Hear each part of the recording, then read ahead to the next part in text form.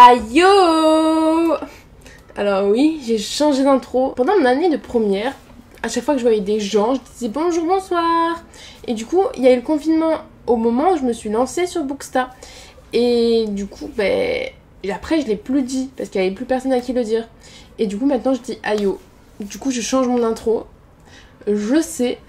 Voilà, alors il y aura encore des vidéos où il y aura le bonjour, bonsoir parce que du coup, je les ai... Oula, la coupe de cheveux ça va pas. C'est un peu mieux.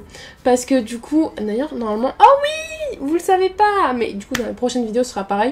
Mais les prochaines vidéos, je les ai pré-tournées. Du coup, c'est des vidéos où j'aurai pas la nouvelle coupe de cheveux, qui est beaucoup mieux.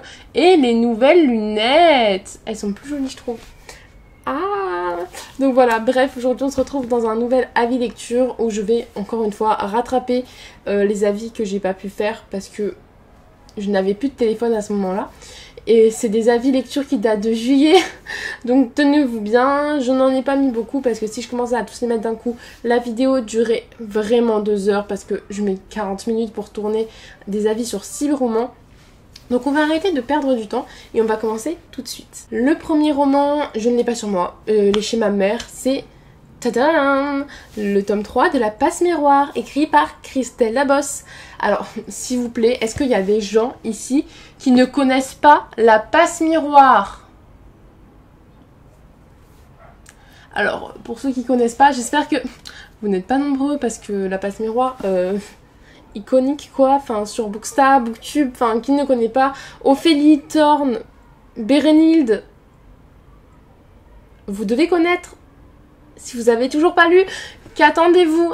Dans ce livre, on va suivre notre jeune Ophélie, je vais pas trop en dire d'ailleurs, qui habite sur l'arche d'Anima. Elle a 2 pouvoirs, elle peut, comme le titre l'indique, passer les miroirs, donc passer d'un miroir à un autre, mais il y a des conditions, mais je vais pas vous les dire maintenant. Et elle a un autre pouvoir, c'est qu'elle peut lire, et c'est trop bien, le passer des objets. Genre, elle est obligée de toujours avoir des gants. Ah bah tiens, tenez, sur mon bureau, je fais une petite promo. Tadam! J'ai une de mes amies qui m'a dessiné cette merveille. Waouh! Ah là là, donc c'est Thorne, pour vous faire une idée, et c'est Ophélie. Donc chacun voit comme il veut, mais je trouve qu'elle les a assez bien représentées. Surtout Thorne, quoi. Enfin, la gueule du gars. C'est Thorne, tout craché, et Ophélie. Ophélie est toujours obligée de porter des gants, parce que si elle n'en porte pas, tout ce qu'elle touche, elle peut lire le passé. Et donc, elle va être mariée à Thorne, le gars que je vous ai montré. Et elle va devoir partir sur l'arche du pôle avec sa tante Roseline. Qui elle a un autre pouvoir, enfin bref. Et donc en fait arriver sur l'arche, enfin elle est mariée de force hein, forcément. Arriver sur l'arche, elle va se rendre compte qu'il y a un truc qui n'est pas normal, un truc c'est pas bien quoi, enfin voilà, il se passe un truc. Et je vais arrêter d'en dire trop, mais même si le résumé ne vous tente pas, il faut que vous lisiez cette saga, c'est pas possible. En fait dans cette saga, et c'est la même chose pour tous les tomes, l'univers est juste incroyable. Incroyable, m'entendez-vous? Je ne sais pas, incroyable. C'est si bien. En fait, Christelle Labosse a une plume divine. Elle arrive vraiment à me transporter. Donc là, je vous parle du tome 3. Ça faisait pas très très longtemps que j'avais lu le tome 2. Mais en fait, dès que j'ai commencé, j'étais grave hypée. J'étais grave contente de lire ce roman parce que je me retrouvais de nouveau dans l'univers de Christelle Labosse avec Ophélie, Thorne et tous mes petits bébés et donc vraiment l'univers, oh là là, c'est si développé, si bien décrit, si bien, enfin la plume nous transporte, mais oh, en fait la plume j'essaie de me canaliser, elle nous transporte vraiment, mais vous voyez Harry Potter, comme vous vous sentez bien à l'intérieur, moi c'est pareil pour La Passe Miroir. Ensuite, les descriptions sont hyper bien faites, genre on s'y sent vraiment. Et puis, je sais pas comment décrire, mais c'est divin, mais vraiment divin. Ensuite, le deuxième point positif de cette saga, ce sont les personnages. J'aime tous les personnages, même les méchants, je les aime. Ophélie, Thorne, le couple Thorne-Ophélie. Oh non, mon téléphone! Putain, j'y crois pas, j'aime pas quand il fait ça. Je disais donc avant que mon téléphone ne me coupe que le couple Thorne-Ophélie, mon cœur il fond à chaque fois il y a une scène, enfin je vais pas vous spoiler, mais à chaque fois qu'ils sont ensemble, je suis là en mode arg. En plus, ce qui est dingue, c'est que Crystal Dabos fait des anti-héros. On n'a pas genre la fille hyper prude, enfin, et le gars hyper bad boy, enfin, je sais pas comment expliquer, mais je veux pas, si je commence à vous dire pourquoi elle fait des anti-héros, je vais sûrement vous spoiler, mais du coup elle fait des anti-héros, donc c'est juste génial, j'adore ça, vraiment c'était génial. Ce tome, je l'ai lu en lecture commune, oula, avec ma popo, donc vous commencez à entendre un peu parler de Pauline, et c'était trop bien. On a fait mais 1 milliard de théories sur ce roman, il y en a juste une je crois que j'avais dit et qui s'est avérée vraie, mais c'était pas un truc de ouf, mais même, enfin, c'était trop bien de lire ça avec elle, j'ai adoré, je sais qu'elle passera sur cette vidéo et vraiment trop hâte de lire le tome 4 avec toi. On doit le lire depuis août, on est en septembre, on l'a toujours pas lu. Du coup, il a fait 1 milliard de théories, enfin c'était trop bien, vraiment trop bien de lire ça. Le seul point négatif que je pourrais donner, c'est la fin, parce que avec Pauline, on a eu le même ressenti et c'est comme ça dans chaque livre de Crystal Dabos. Je trouve que la fin est un peu trop précipitée. Enfin, tout se passe d'un coup et en fait, on a eu le temps de faire plein de théories. Donc forcément, nos théories sont fausses. Et le problème, c'est qu'on n'a pas le temps de digérer les informations. Enfin, si vous voyez ce que je veux dire. Tout arrive d'un coup, c'est dommage. Mais ça n'empêche pas le fait que j'aime pas ce roman, c'est un gros coup de cœur. Hein. Mais tout arrive d'un coup et du coup, tu comprends pas trop. Moi, je sais qu'il y a pas mal d'éléments que j'ai pas trop compris, mais c'est pas grave, je m'en fiche. Je sais que je ferai une relecture de cette saga et je sais que là d'un coup je ferai ah mais j'ai tout compris et il y a des références et oh my god. Ensuite un autre roman que je n'ai pas sur moi parce que c'est ma grand-mère qui l'a, je l'ai prêté et elle ne me l'a pas rendu, c'est L'Amie prodigieuse, donc ceci, qui m'a été conseillé par Maddy. Donc vous avez pu d'ailleurs le voir dans ma palle de l'été et dans un book haul de livres qu'on m'a donné. L'Amie prodigieuse, qu'est-ce que c'est? On va suivre donc dans ce roman la vie tout simplement de Elena, dite Lénou, une jeune fille, une petite fille au début du roman, qui va rencontrer Lila. Normalement c'est Lina, mais elle l'appelle Lila, une amie, enfin, et il va devenir amie avec elle. Et on va juste suivre leur quotidien dans leur village italien. Donc dans le premier tome, celui que j'ai lu de L'Amie prodigieuse, on suit seulement leur enfance et leur adolescence. On suit, et je crois que le tome 2 c'est quand elles sont adultes. Donc c'était juste divin. Ça n'a pas été un coup de cœur. Ça se passe en Italie. C'est un roman qui se passe en Italie après Franco, le problème de... Non, Franco, c'était il y a longtemps quand même. Mais oui. C'est après Franco, je crois que ça se passe. Avant la Seconde Guerre mondiale. De toute façon, c'est après la première. Donc je crois que c'est après Franco. Je suis en train de le voir en histoire Franco. Enfin, je l'ai vu vif. Mais je crois que c'est après Franco. Et donc, c'est un vieux village, forcément. Et donc, qui dit vieux village dit... déjà... Vieux village, il n'y a pas de route, c'est que des chemins avec des pierres et tout ça, donc c'est hyper immersif déjà. Enfin, la plume d'Elena Ferrante est très immersive, je trouve. Et du coup, comment expliquer, le fait que ce soit tout ancien, tout vieux et tout, ça m'a donné super envie de lire parce que j'aime bien cette ambiance-là, un peu vieillotte et tout. Et vraiment... La plume de Elena Ferrante, comme je vous ai dit, était hyper addictive, hyper immersive. Je me sentais vraiment en Italie. Limite, je pouvais sentir les odeurs italiennes, genre la croûte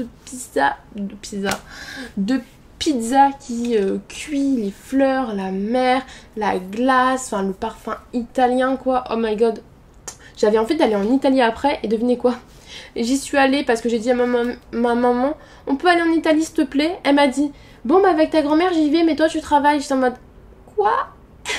Et après elle m'a dit on y va en week-end ensemble. Alors je vous mettrai des photos sur Instagram. En story j'avais posté des photos. D'ailleurs mon fond d'écran de téléphone, c'est une photo de quand j'étais en Italie avec un chat. J'étais en mode ah. J'essaie de prendre le plus de photos de chats dans le village où je suis allée. Et j'étais là en mode oh, imagine Lénou elle serait là. Oh là là, je me sentais trop bien. J'étais en mode ah je suis Lénou. Enfin bref, c'était trop bien. Et vraiment, c'était grave des vibes estivales. Donc je vous conseille de le lire à ce moment-là. D'ailleurs, j'ai le tome 2 qui m'attend. Et j'aimerais le lire en été, sauf que nous sommes actuellement le 18 septembre. Et c'est bientôt l'automne, donc bientôt plus l'été. Et donc, il est là-bas, le nouveau nom, Elena Ferrante, le tome 2 de l'Amie prodigieuse, j'aimerais bien le lire, mais j'ai tellement de livres à lire, je vois la pile à lire de l'été, que j'ai presque pas avancé. J'ai vraiment envie de... Non, je rigole, hein. Mais c'est vrai que j'avance jamais dans mes piles à lire, ça me saoule, mais je sais pas si je vais le lire.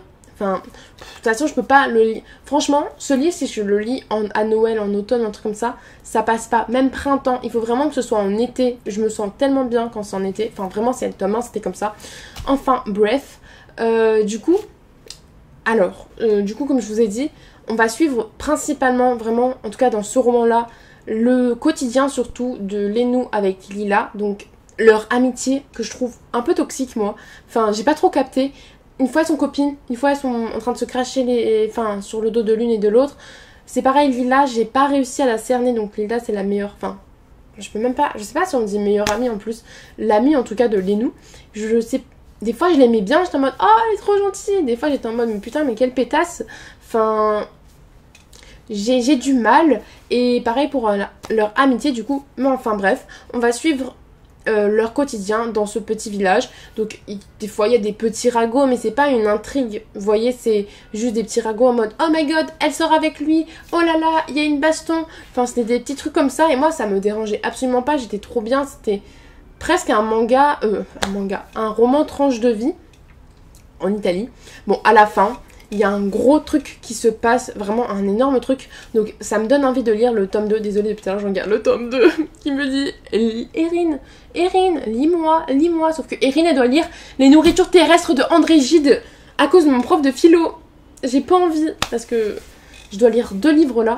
Et pour la philo, ça veut dire 2 livres en moins à lire dans ma pile à lire. D'après ce que j'ai compris, donc Madison, celle qui m'a donné envie de le lire, l'accro au livre sur Instagram, m'a dit que les tomes suivants sont vraiment extra, genre ça, l'intrigue elle prend vraiment un gros pas dessus, c'est haletant et tout, suspense, trop bien, vraiment je vous le conseille. Enfin je sais pas si ça se voit, mais quand je le lisais je me sentais mais tellement bien, je vous le conseille. Après c'est pas du young adult, pour moi c'est plutôt de l'adulte, mais c'est de l'adulte facile, enfin c'est pas je sais pas comment vous expliquer, mais c'est de l'adulte facile et on peut facilement le mettre dans du young adult je pense. Mais c'était trop bien. Vraiment. Je sais pas comment conseiller les livres. J'ai toujours l'impression que mes avis lecture c'est de la merde. Mais je vous le recommande. Maintenant je vais faire une pause manga. Donc il y en aura une autre. Enfin il y a un autre manga qui va arriver plus loin dans la vidéo. Je préfère ne pas parler des deux en même temps. Mais bon, en tout cas je vous parle aujourd'hui du tome 1. Du tome 1 et du tome 2 de Félin pour l'autre, publié chez Doki Doki et écrit par Wataru Nadatani. J'ai acheté ces romans car il y avait une offre dessus, donc c'était le premier acheté, le deuxième offert. Et en fait, quand je les ai achetés, ils étaient clairement comme ça, et il n'y avait pas de résumé, et j'avais la flemme d'aller sur Amazon regarder les résumés des romans. Et je me disais, mais j'en ai déjà entendu parler, mais je sais plus si c'est lui ou non. Où j'avais vu le résumé, je m'étais fait ah ça parle de chat, trop bien. Et après j'ai fait ah non c'est pas du tout pour moi, c'est trop loufoque. Évidemment qu'est-ce qui s'est passé, ça a bien été ce livre là. Donc c'est vraiment trop bizarre, vraiment. Donc on va suivre dans ce manga, enfin dans ces mangas. Alors un gars qui s'appelle Kensuke. Alors je vais vous lire le début. Kensuke Fuji vit un drame. Il adore les chats, mais ces derniers ne le calculent pas. Ses sœurs étant allergiques, le lycéen n'a jamais eu la chance d'avoir eu un matou à la maison et il n'a pas vraiment le mode d'emploi pour leur plaire. Sa vie bascule le jour où disparaît Tamako, une charmante chatte de gouttière qu'il croisait tous les matins. Parti à sa recherche, Kensuke va faire la rencontre de Jin Nekoya, un maître chat qui comprend parfaitement le langage félin. Désormais, le lycéen fera tout pour devenir le disciple de Jin, quitte à accepter les défis les plus improbables et enfin se faire aimer par les chats. J'aime pas, c'est trop bizarre. Enfin, je m'étais dit, vas-y, tu vas lire le tome 3. Mais non, je vais les revendre. J'aime vraiment pas. Vraiment pas. En fait, c'est vraiment trop bizarre pour moi. Il va y avoir des techniques de combat de chat. Genre, le chat qui se lèche, le coup de patte de chat. Enfin, j'essaierai de vous montrer un petit peu. Mais non, j'ai pas du tout adhéré et je sais qu'il faut le prendre au second degré ce genre de roman, enfin de manga. Mais en fait moi ça m'agace plus qu'autre chose. Donc dans le deuxième tome j'étais moins agacée, mais j'étais quand même un peu gênée, genre gênée et j'aimais pas, c'était trop bizarre pour moi. Enfin vraiment, je suis pas faite pour ce manga.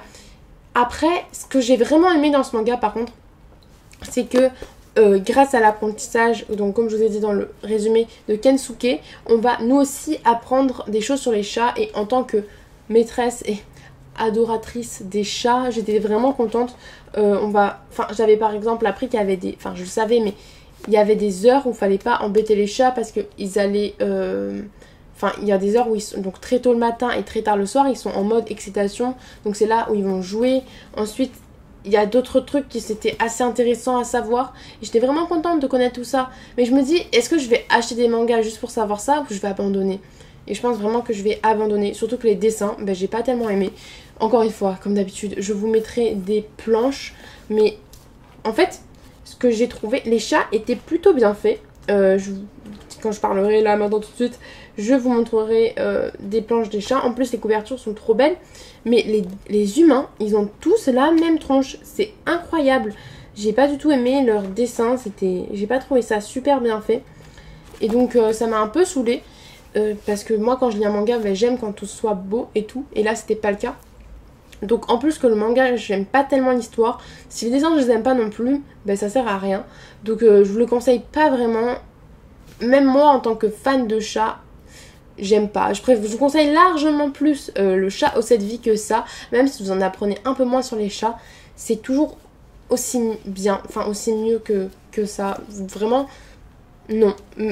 Je peux même, le pire c'est que je peux même pas dire les fans de chats vous pouvez lire parce que je suis fan de chat et j'aime pas. Ensuite, maintenant, je vais vous parler de Le Joyau de Amy Ewing, publié chez la Collection R. Dans ce roman, on va suivre Violette qui, à 12 ans, va être arrachée de sa famille pour être remise, je sais plus, mais en fait, un entrepôt, enfin un endroit où les mères porteuses, donc les femmes qui peuvent enfanter des enfants, non, enfin, c'est un peu compliqué, mais les mères porteuses, en gros, ont un peu des pouvoirs et qui leur permet de façonner leurs enfants, enfin leurs bébés, les nourrissons, le fœtus à leur façon, enfin à la façon qu'ils veulent. Et donc ils vont être, enfin Violette va rentrer à ses 12 ans dans une des entreprises en gros qui fait ça, dans un pensionnat qui les forme. Et à ses 18 ans il me semble, elle va être mise en enchère pour être choisie par une famille royale qui va du coup demander à avoir un enfant. Et voilà, c'est tout. Et donc forcément, on va la suivre jusqu'à la vente aux enchères, la famille avec qui elle va aller et les choses qui peuvent se passer après. Et je dois dire que j'étais vraiment beaucoup tentée par ce roman. Je l'avais acheté lors de l'offre découverte 9,90 € chez la Collection R. En plus, je crois que c'est Emma de la Bouquinade qui en parle plus que bien. Je crois que c'est un de ses livres préférés d'ailleurs. Et non, ça l'a pas trop fait avec moi. En fait, déjà, je ne sais pas trop quoi dire par rapport à ce roman. J'avais un peu de mal à m'exprimer dessus parce qu'en fait, quand j'ai fermé le roman, ben, je me suis rendu compte qu'il s'était pas passé grand chose.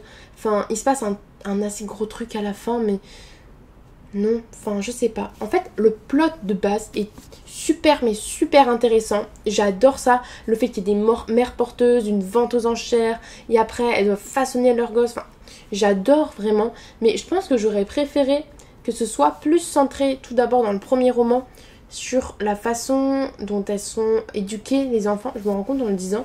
Mais c'est vrai que ça aurait été intéressant de voir comment elles étaient éduquées dans les maisons, en gros, où elles étaient pour apprendre à gérer leur pouvoir.